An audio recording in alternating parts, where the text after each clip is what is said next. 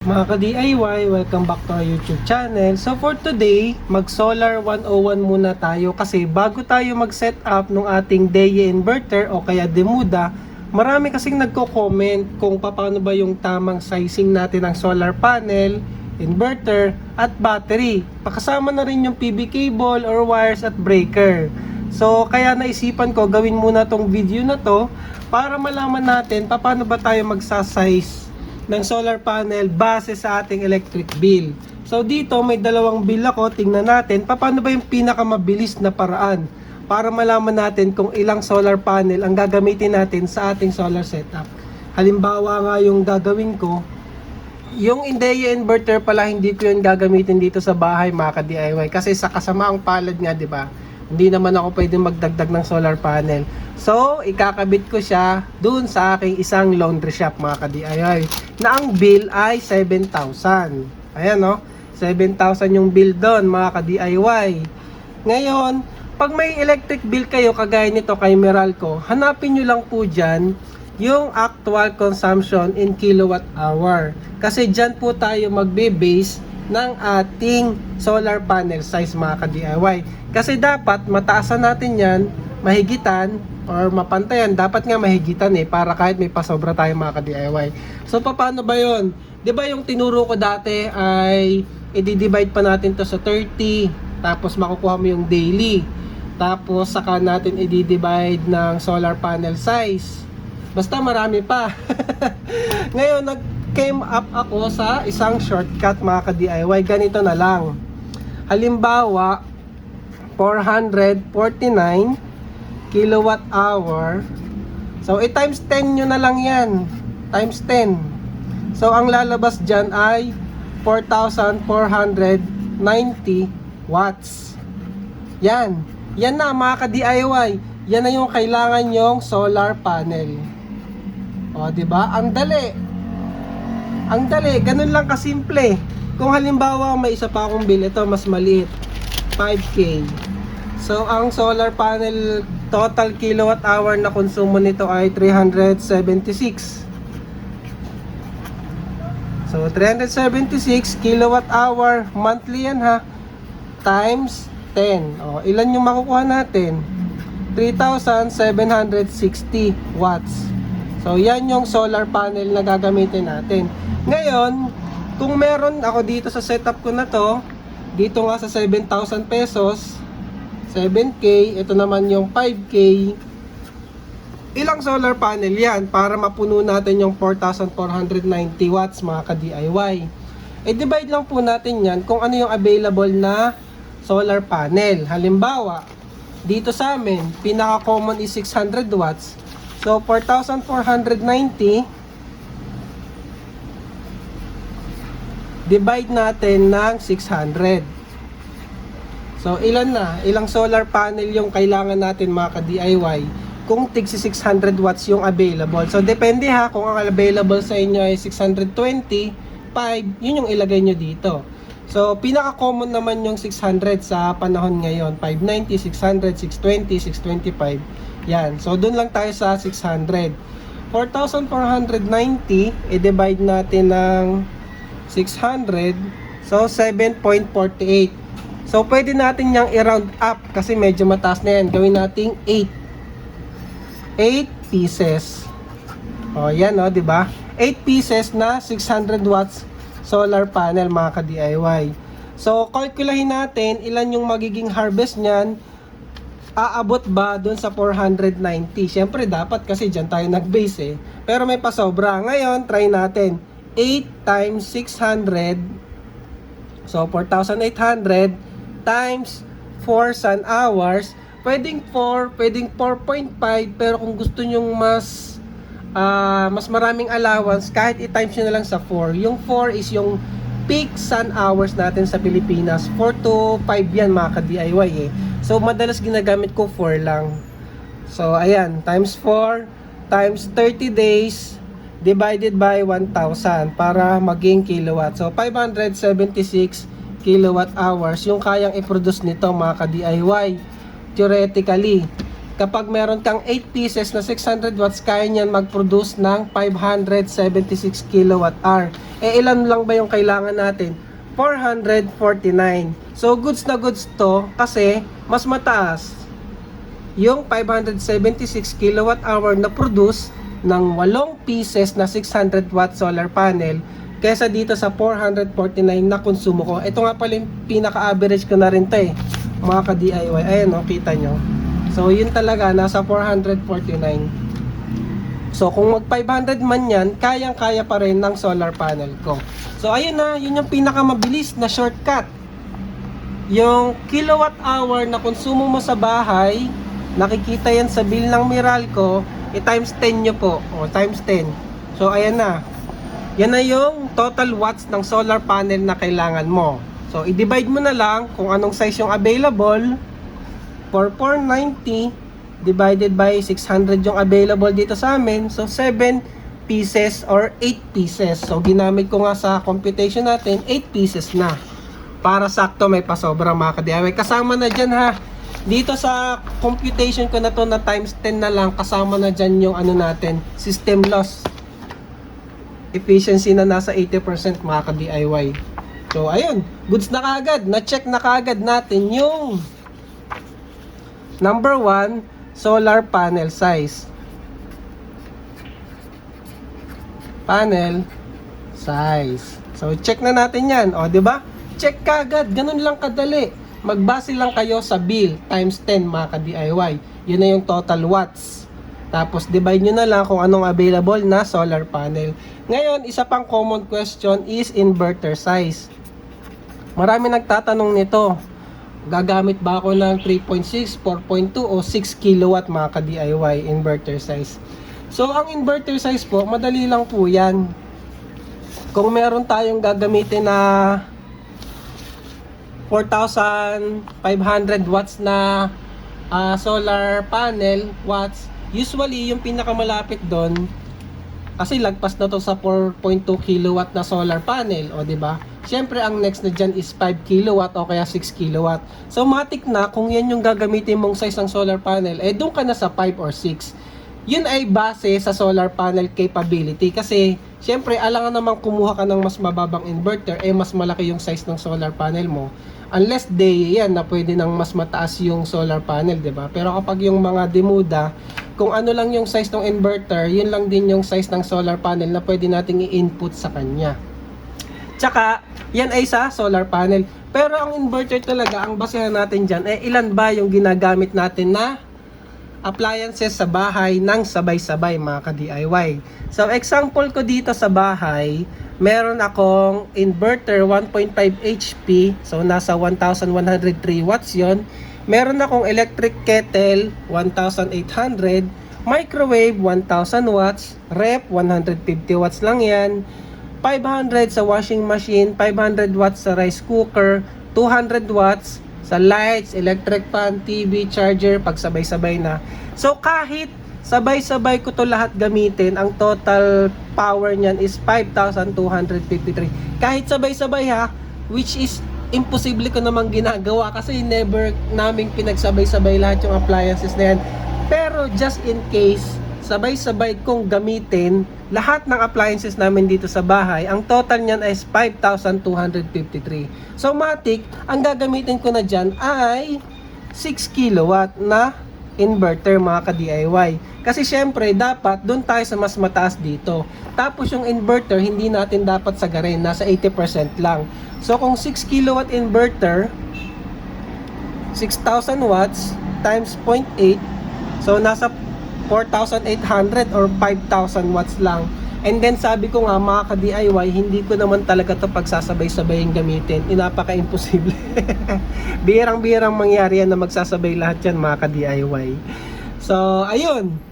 So, ganun lang kadali mag-inverter sizing. Total nyo lang po kung lahat. Kung meron kayong dalawang aircon, times 2. So, kung yung microwave nyo or yung rep nyo mas mataas, i-total nyo lang po. I-total nyo lang po lahat ng actual consumption niya. kung wala kayong makitang sticker doon sa device nyo, kagaya nung sa microwave o rep, i-google nyo lang po, lalabas naman kaagad yan mga ka-DIY. And then itotal nyo lang. So ganun lang po kadali mag-size ng ating inverter. Diba? Pangatlo, anong next natin is battery size. So battery sizing.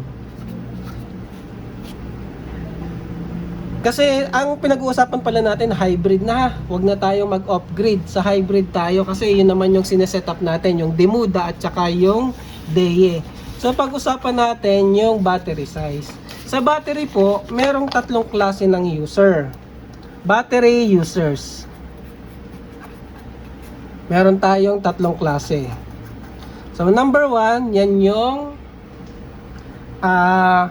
morning user. Morning. Second is evening at saka yung balance. So ano ba yung pagkakaiba ng mga to mga ka-DIY? Kapag morning user ka, mataas yung konsumo mo ng kuryente sa umaga. Mataas sa umaga.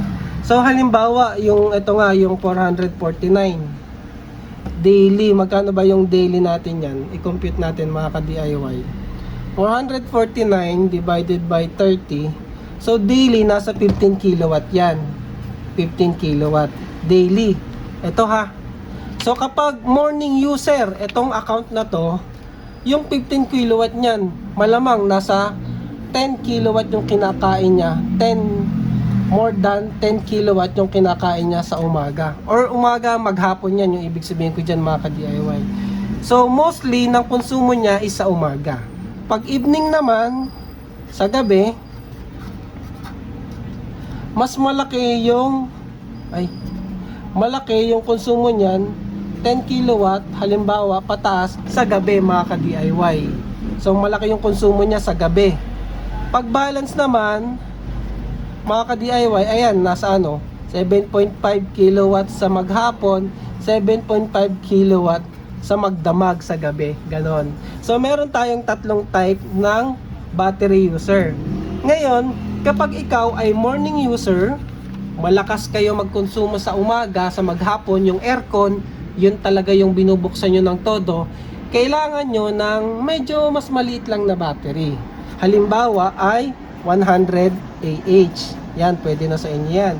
Kapag ikaw naman ay malakas yung konsumo sa gabi, para to dun sa dito sa setup na to.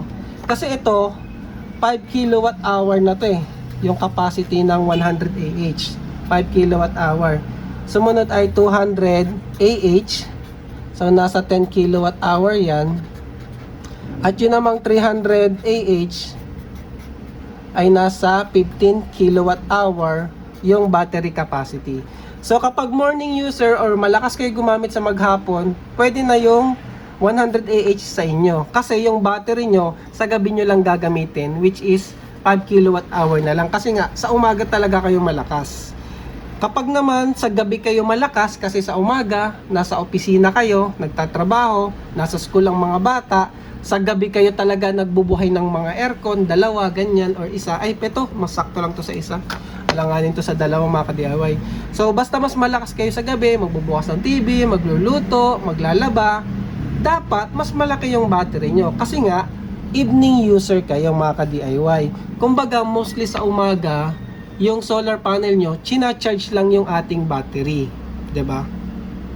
So, mostly kasi nga wala kayong maghapon, sa gabi lang kayo darating, dapat malaki yung battery nyo kasi nga gabi lang kayo gagamit. Pero ito naman, yung isa, yung balance, ay syempre gitna lang. Kung halimbawang sakto lang yung gamit nyo sa umaga at sakto lang yung gamit sa gabi kasi may tao naman sa bahay sa maghapon, may matanda o kaya may baby, nanay, nasa bahay lang din, bukas din ng aircon, so doon ka sa balance. Kaso kung ako papipiliin dito sa tatlo na to mga ka-DIY, ang presyo nito 50k. Estimate lang to ha, pwedeng tumaas ng konti or bumaba. Ito 80k. Ito 100k.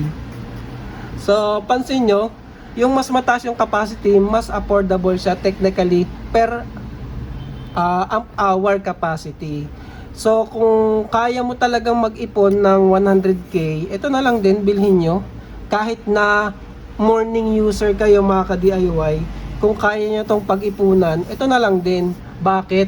Kasi in case na may mga araw na mahina yung solar charging natin, o kaya bumagyo, brownout, walang kuryente, ilang araw, hindi masyado nag-charge yung ating solar panel, mabagyo nga, maulan, meron kang reserba na battery kasi hindi mo kaagad mauubos yung battery mga ka-DIY. So mas malaki kasi yung capacity. So ayan po, sana malinaw no, battery user morning evening balance, yung AH niyan capacity. So ayan mga ka-DIY. So pili na lang kayo, depende sa setup nyo. Pero kung kaya nyo to, syempre ito na, kung kaya ng budget. Budget nyo rin naman yung magde-determine ng battery size din talaga. So, ayun, check na tayo sa battery size. Next naman natin na i-check ay yung PB cable daw, tsaka wire sizing. PB cable, tsaka wire size. Wire size. So, marami rin nagtatanong nito no, mga ka-DIY. So, paano ba natin i-determine yung ating PB cable? So, ito, meron ako ditong specs ng solar panel, 600 watts. Ayan ha. Tandaan nyo yung mga specs na yan. Yung IMP at saka yung ISC. ISC is short circuit current. Tapos yung IMP is max power current. So, yung short circuit, pag walang nakakabit yan, pinagkabit mo yung positive at negative ng solar panel, yan yung maximum current. Pag naman yung max IMP, so yan yung current output niya kapag may load, pag kinabit mo na sa inverter mga ka-DIY. So, paano ba tayo magsa-size ng PB cable? Yung 8 solar panel, balikan natin yung kaninang diniscuss natin para dito sa bill na to. So, kung meron kang 8 solar panel, usually po yung mga 6 kilowatt na inverter ay capable po yan ng 500 volts input. So, ano ba yung 500 volts input na yon? Yung solar panel po kasi, bawat isa niyan ay may BOC. So, BOC na 48.6. So, pag siniris kasi natin to mga ka-DIY, isisiris lang natin yan. Bakit natin isi-series? Para mas matipid yung wire natin. Kasi pag nag-series ka ng battery or solar panel, mag-a-add up yung voltage pero yung current niya ay stay lang mga ka-DIY. So meron tayong BOC na 48.6 at saka ISC na 15.51 sa isang panel yon. So kapag nag-series tayo niyan mga ka-DIY, yung voltage natin mag-a-add. So multiply natin 48.6 times 8. So 388.8. So magiging BOC natin dito ay 388.8. Yung ISC naman natin, the same lang mga ka-DIY, 15.51. Bakit? Kasi nga kapag nag-series ka ng solar panel or battery, mag-a-add yung voltage. Yung current mo, the same lang mga ka-DIY. Ngayon, kapag nag-parallel ka naman, mag-a-add yung current, the same lang yung voltage kapag parallel. So, sa mga 500 watts naman na, ay sa mga 6 kilowatt na inverter, matic yan, series na yan mga ka-DIY. Ngayon, ito ang pagbabasehan natin ng ating PB cable. Dapat, yung PB cable mo, minimum, kaya niya yung 15.51 amps. So, anong size? May mga available niyan na 2.25 mm, 4 mm, tsaka 6 mm. Yan yung mga common na ginagamit. So, ilan ba yung current capability nitong mga to, mga ka-DIY? So, i-check natin kay Google. Pakita ko sa inyo. Madali lang naman, i-google nyo lang current rating mm. So, ayan o, mm squared. Current rating mm squared. So, makikita na natin kapag 2.5 pala to, 2.5. So, ayan, nakikita nyo, yung 2.5 kaya daw 24 amps. Yung 4mm kaya niya is 32. Yung 6 kaya niya is 40. O, diba? Amps. So, technically, yung 2.25 amps, pwede na. Pwede na to mga ka-DIY. Pwede na yan. Kasi capable na siya na dumaan sa wire na to yung 24 amps. 15.5 lang tayo. Pero mas good practice pa rin yung ganito. Taasan natin for safety. Kasi syempre, mahirap iiwas problema tayo mga ka-DIY. So, mas goods na ako dito sa 32 amps. 4mm. Kaya ang ginamit ko dito sa design na to, 4mm yung binili ko mga ka-DIY. Ito, pwede na to. Pero mas okay pa rin ito. Kung kaya ng budget nyo ha. Kasi technically gagana naman yan mga ka-DIY. So ayan mga ka-DIY. Tsaka pag i-check nyo pala, iba-iba kasi minsan hindi. Kagaya nito, 2.5mm hanggang 15 to 22 lang. Samantalang yung isa kanina, 24 amps. So, dito naman yung 4mm, 22 to 30 amps. So, mas pasok dun yung 15, no? Mas alanganin kasi ako dun sa 2.5mm eh. So, dun na tayo sa mas malaki ng konti, mga ka-DIY. So, ayun na po yung sa ating PB cable sizing. Kasi yung PB cable na yun, yun na ikakabit natin dito. Papunta na yun sa... Nasaan na ba yun? Yan. Yun yung ikakabit natin dito, papunta na sa ating breaker at inverter. So, size 4mm, mga ka-DIY. Ngayon, para naman dun sa mga AC wire. Yun lang naman AC wire na ginagamit natin para ikabit dito sa ating inverter tsaka sa bahay. So, kung meron kang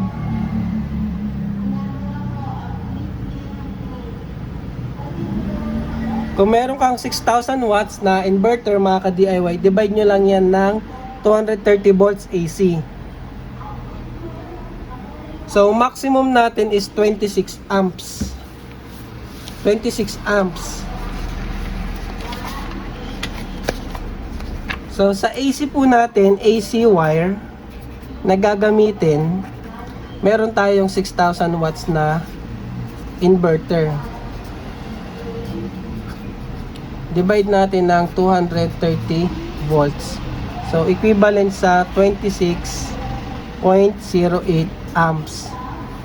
So, dapat yung gagamitin natin na THTN na wire ay capable ng 26 amps. So, check din natin. Karamihan naman doon ng sizing na ginagamit nila is AWG. So, isearch nyo naman AWG current rating. So, ayan o. Ito, madali lang to. So, dapat capable daw ng 26 amps. So, gauge 10. O, ayan o, AWG 10. Pasok na tayo doon. Kasi yung AWG 10, AWG 10 ay kaya niya 30 amps. So, yan. Yan na yung wire size na gagamitin natin mga ka-DIY. Diba?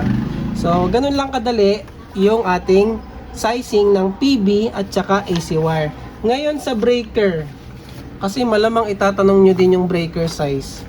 Ito, dun sa AC side, na andito na nga tayo sa 26 amps, times natin ng tolerance na 1.25. So, 32 amps, 40 amps na yan. Breaker mga ka-DIY. 26.08 times 1.25, 32. Pero syempre, doon tayo sa pinakamalapit, 40 amps breaker. Doon naman sa AC, ay sa DC, nalimutan ko, pag ino naman yung breaker size natin. So, di ba andito tayo sa 15.51 na ISC natin. I-multiply din natin sa tolerance times 1.25. So, 19.38. 19.38 amps. So, pwede na dyan yung 20 amps breaker mga ka-DIY. 20 amps na DC breaker. So, ito. Dito sa ating setup, 20 amps na DC breaker. Ito, 40 amps, 40 amps. Yan. So ayun, ano pang next natin? Ayun na pala, tapos na mga ka-DIY. Sama rin natin ay, ayun. So check na natin yung,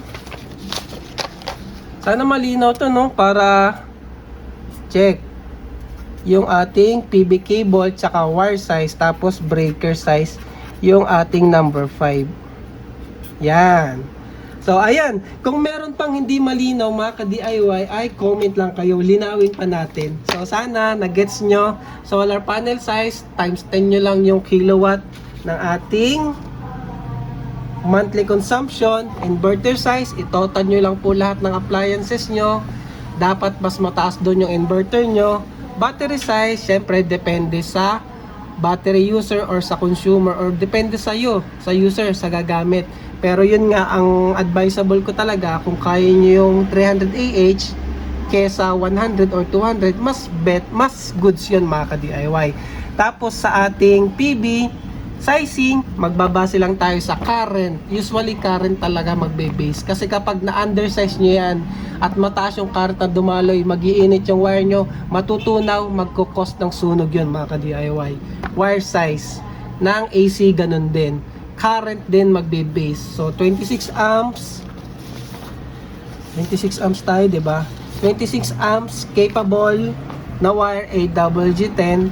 Pero kung kaya niyo ng AWG8, pwede 'yun mga ka-DIY, mas makapal. Tapos breaker size, syempre mag-a-add lang tayo ng tolerance. Tapos yung pinakamalapit na breaker, 'yun ang ating gagamitin. So, yun lang muna para sa video na to. Solar 101 lang mga ka-DIY. Abangan nyo, isi-set up na natin yung ating DEA inverter. So ito nga, pinirin ko na nga yung picture niyan eh. Lagyan natin ng wiring para makita nyo yung actual wiring natin dito sa picture and then actual mga ka-DIY. So yun lang, maraming salamat mga ka-DIY and thank you for watching.